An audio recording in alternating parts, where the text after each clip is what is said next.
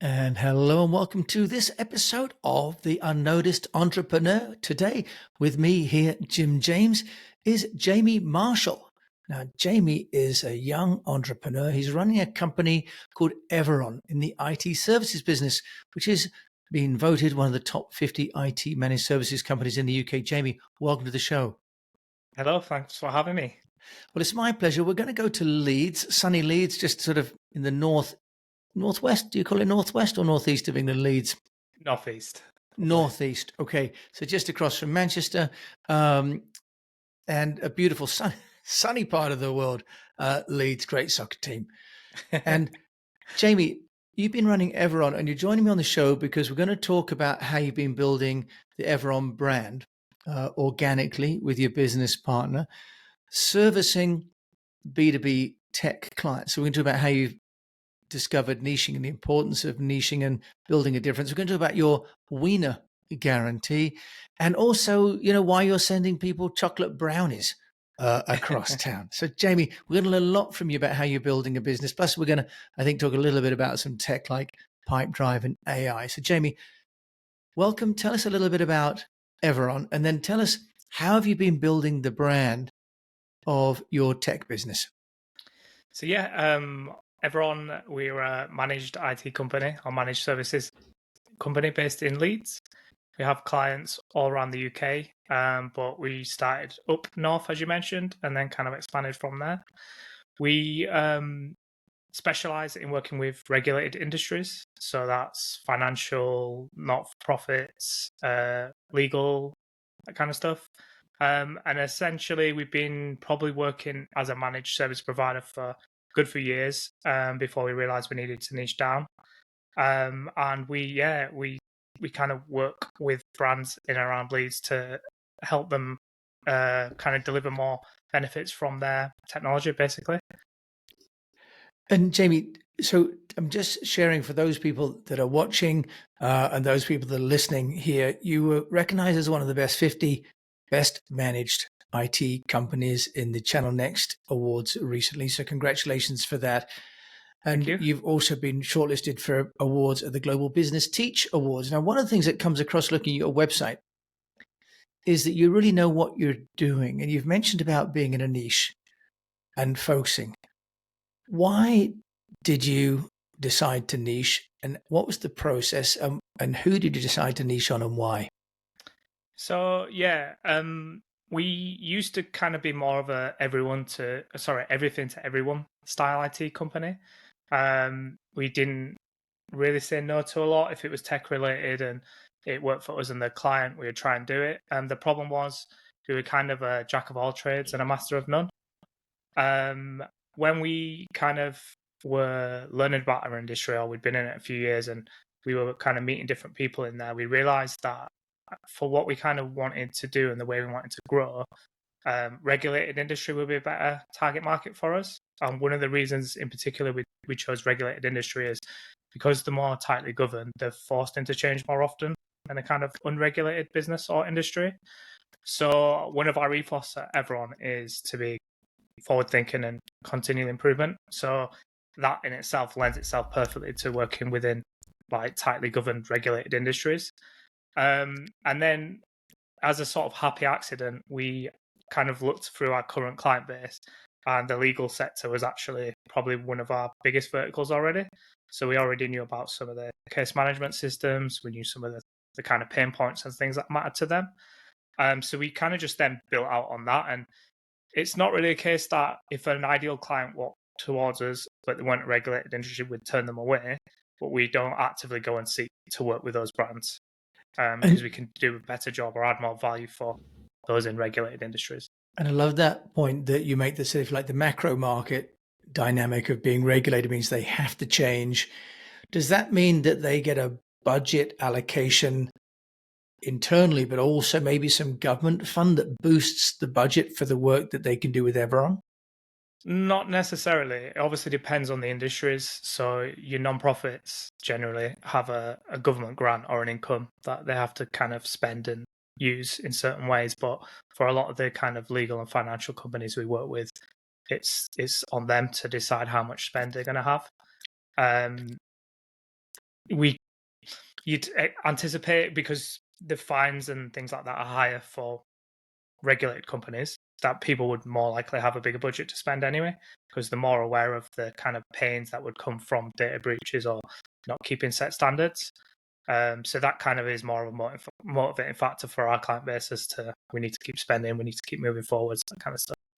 Yeah, I love that. I think that's really, really smart. Now, another thing that I'm impressed by what you're doing is the insights and the resources, because one of the sort of tendencies for companies to try and just promote themselves all the time, but you really seem to be focusing on education. Do you want to just tell us a little bit about your strategy? Because we can see on the website, for example, you've got an IT energy cost calculator, and you've got a business downtime cost calculator, for example. Do you want to just tell us about those calculators that you've built and how you use those to drive conversations with your clients? Yeah, so I mean, again, just before we probably start on the calculators, the ethos we have internally has been transparent and open and kind of working with someone to achieve a set goal. So educating people is already a big part of that and our culture here. And the calculators came about from the need to show people what something would look like or would cost them without them kind of having that insight straight away. So the IT energy cost calculator, for example, obviously we all know about the energy crisis and the kind of economies behind the energy costs over the last 12, 18 months. What people probably didn't necessarily realize was that older IT equipment would use a lot more energy and therefore cost people a lot more than newer IT equipment. So this idea came about of, how could we kind of show people what a modern day office setup would look like using real life devices, where people just put in the number of devices they have and it gives them the weekly costs, it gives them the monthly costs, the yearly costs. They can then compare that to what they're spending currently, and then they can see a deficit between obviously keeping alive these old antique computers to switch into more modern day equipment. And again, there's no kind of sales pitch around it. It was more a case of just being open and honest and having that chat about, but look, all this kind of costs spiraling, all these extra costs businesses are having, not just with energy, but with kind of everything at the minute. Here's maybe a quick win for you. You guys use a calculator, see what you can kind of do. Yeah, I think that's fantastic. I've just used the calculate the running cost of your IT systems, and I just put in a standard, configuration for an office just with sort of 10 people in it maybe. And, you've shown a savings of over £1,000 just for the standby costs. That's just the number that would be generated by things staying on overnight, right? £1,000 is just spent by companies. It's just bleeding, right? Like leakage from a pipe. Yeah. So really, really helpful. I love that. I've not seen that before, Jamie. So I think that's really, really intuitive there to use as well. Now, you've talked about the content you've got on the website. Those are calculators you've built, but you've also got a body of articles. Now, you're not a huge team, I know, and also you're tech guys. So have you become fantastic authors and copywriters in the spare time, Jamie? How are you getting all the content done? No, so we work with a few kind of marketing content feeds within our industry. So that's one of the ways we help to generate some content. So some of the stuff that we produce that's really intense to create, we actually take from a marketing company that specializes to work within the IT sector. And then we sometimes use AI and things like that to kind of reimagine it or twist it to kind of make it fit our culture and values if it's not a perfect fit. So we do a lot of that with content that's too time resource heavy for us to create internally. Some things we do obviously try, like some of the things on my LinkedIn and some of the quicker kind of content pieces we'll create, but we have basically a brand values and a culture piece that we share with anybody, or we kind of run past the content we create or the content we adapt, let's say, before we put on the website. So it has to follow that transparent, educational, being open and honest approach.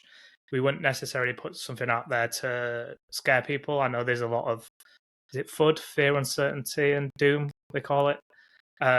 Content, which we try and avoid doing. We want people to engage with us because they're really interested in what we're doing. And if I'm honest, our kind of goal or what we feel happens is we will show someone something. 1% of people might go out and do it themselves, but the majority of people will either not try it in the first place and just ask us to do it for them, or they'll start doing it, get stuck, and then need some help. So we're just trying to be that kind of person that's always there and available to help, rather than Right. kind of ramming something down someone's throat. And I can see here on your website as well a lot of transparency, which is interesting because you've got about pricing here, and you've got help desks, you've got access to 2 phone numbers, and online chat. Do you want to just tell us a little bit about your attitude to service? Because you've got your plans online, you've got the prices online, you've really made it very transparent. Just tell us, how are you doing that, from, if you like, the admin side? Because what most people are afraid of is, if you've got a free phone number, how do you answer it after office hours, for example? Just take us through what you're doing there. So yeah, in terms of the admin side, it is obviously hard sometimes because you get a lot of requests that we're either not aware of or we don't have agreements in place.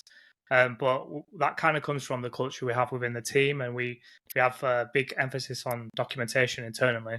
So we have a whole system called IT Glue that manages all of our documentation, and we have SOPs, standard operating procedures, for pretty much everything we can. Obviously, we continually developing them, or there's times when a scenario will occur and we don't have a process in place for it. But because we have this continual improvement ethos, what happens is if a particular scenario occurs, somebody calls up and they want something we either don't have a process for, we don't have an understanding of, the first time we do it, we'll document and learn it. The next time that scenario happens, we've got a ready-made process. And yeah, they might need evolving, but we're not starting from zero all the time. Don't get me wrong, it is a big overhead sometimes to do that and keep people up to date in the team and things like that. But it is just the approach of being open and transparent, which fits the cultural values we have as a company, that I think is important. We're completely open and honest on the website. And the pricing one was not a bone of contention, but when we first were deciding whether to do it or not, and we asked a few people, we got such difference in opinions. Some people being like, yes, 100% do it. Lots of people saying, no, don't do it. And there's no clear kind of it's right or wrong. So we just went with what felt right for us as a company. So, Jamie, that's wonderful. Now, just tell us then, with your on-site help desk, I would just like to ask you about that because many people struggle with that. Me included, I have a sales IQ embedded into my chat on my website, and I have it and comes on my phone. But there's always reluctance to have those because people are, saying, well, who's going to answer it out of hours? What's your policy? Do you outsource the help desk that's on the chat on the website to someone, or do you manage that yourselves and just close the doors at 6 o'clock? So during office hours, it's manned by the team. Surprisingly, we don't actually get that many contacts through it. We have some other mediums that clients can use, so similar to live chat, but another kind of portal that they tend to use more. Outside of office hours or outside of contracted hours for clients, we work with an outsourcing partner who have a kind of follow the sun model. So they have the 8 hours covered by somewhere in Florida and then somewhere in New Zealand for the other 8 hours. So if we do have a client that wants 24/7, or we get inquiries outside of the office hours, it goes to those overflow teams. Oh, that's very interesting. Do you mind if I ask, who's that company? It is a company called Uptime, who are based. Well, the HQ is in Crawley, down south. Oh, okay, from Sussex. And they're doing Around the Sun. Isn't that interesting? Okay, it's called Uptime. Uptime Solutions, I think, is the full name. Yes. Okay, that's great. So it's always useful to know these solutions that companies and entrepreneurs like you, Jamie Marshall, have found that others can use as well. Jamie, in terms of this question, I have to ask that is always uncomfortable for people, but Is there something that you found hasn't worked as you've been building the Everon brand? We've all got experiences where we've done something we look back on and go, oh, not sure I'd do that again. Any things that you've tried that were not as successful? Yes, I think in the early days of us learning about marketing and sales and how we needed to kind of move outside of just the word of mouth marketing we were using at the time, we were kind of shiny approach. So we went down the route of doing some LinkedIn pay per clicks, some Google pay per clicks, some kind of different marketing methods and strategies, but we didn't stick at any of them for really long enough for them to see a kind of benefit or a return. And we also kind of just picked one and did one at once. So our lead and buying cycle could be anywhere kind of from 9 months to 12 months plus. We only kind of spent 6 months on each different test, which was clearly never long enough for it ever to generate a return.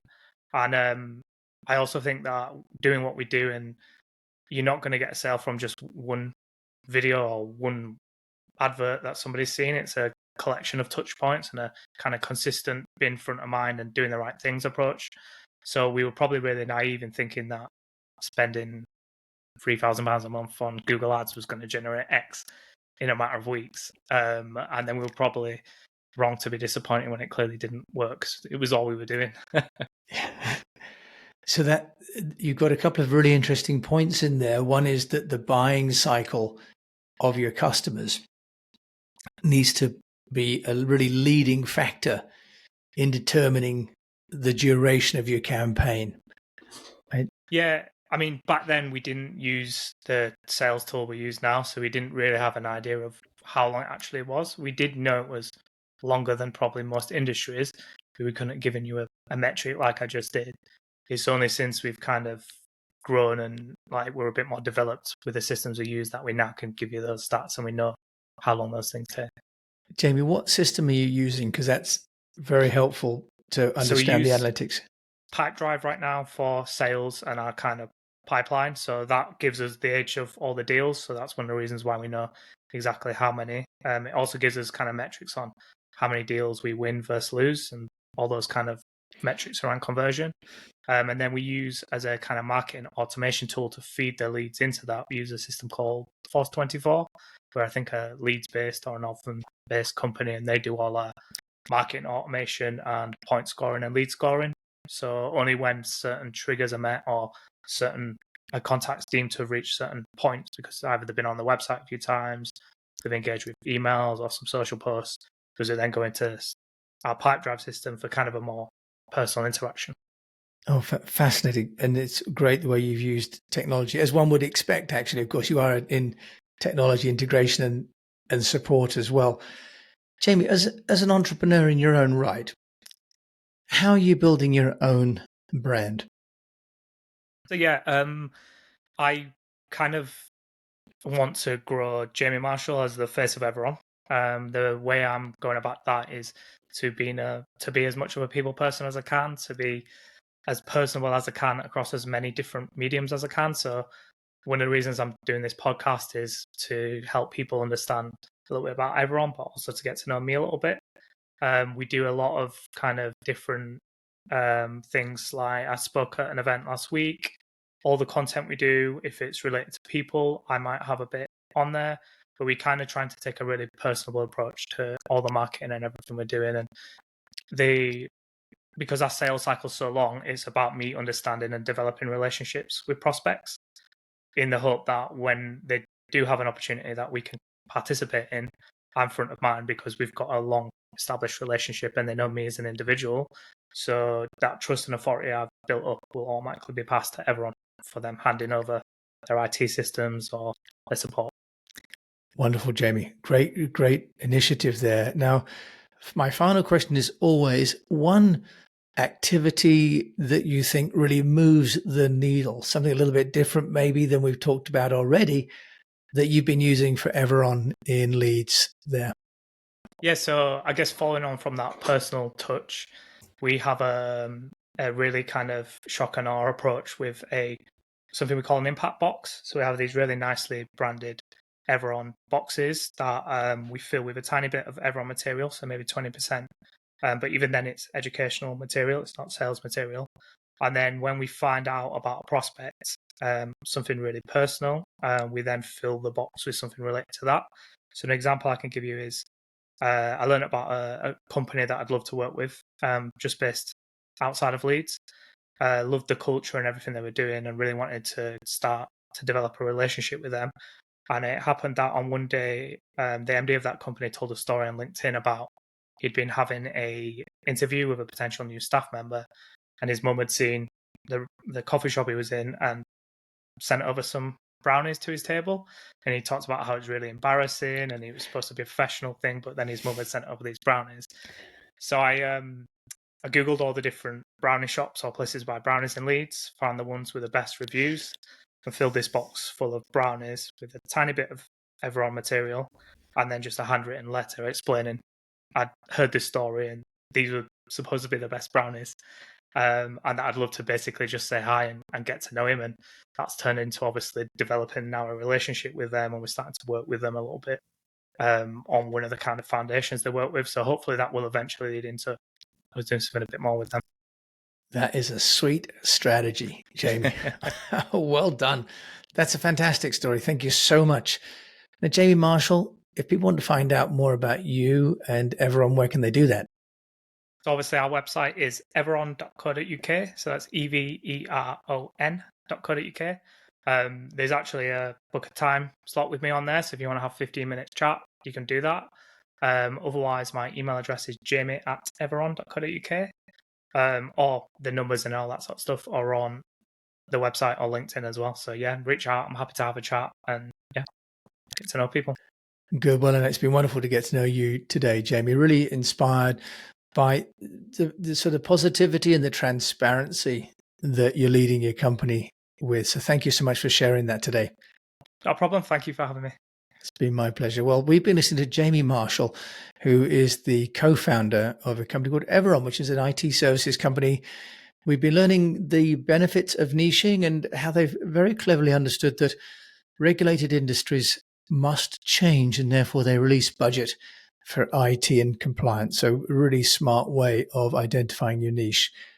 We've also, learned from him about automation, which is great, but also the authenticity of education and providing information for clients rather than promotion for potential customers. So love those messages and sure that you'll have enjoyed them also. So if you have, please do share them with a fellow unnoticed entrepreneur. If you enjoyed the show, please do rate it on your player because it also really helps everybody to know about the show. And until we meet again, I just encourage you to keep on communicating. Thanks for listening.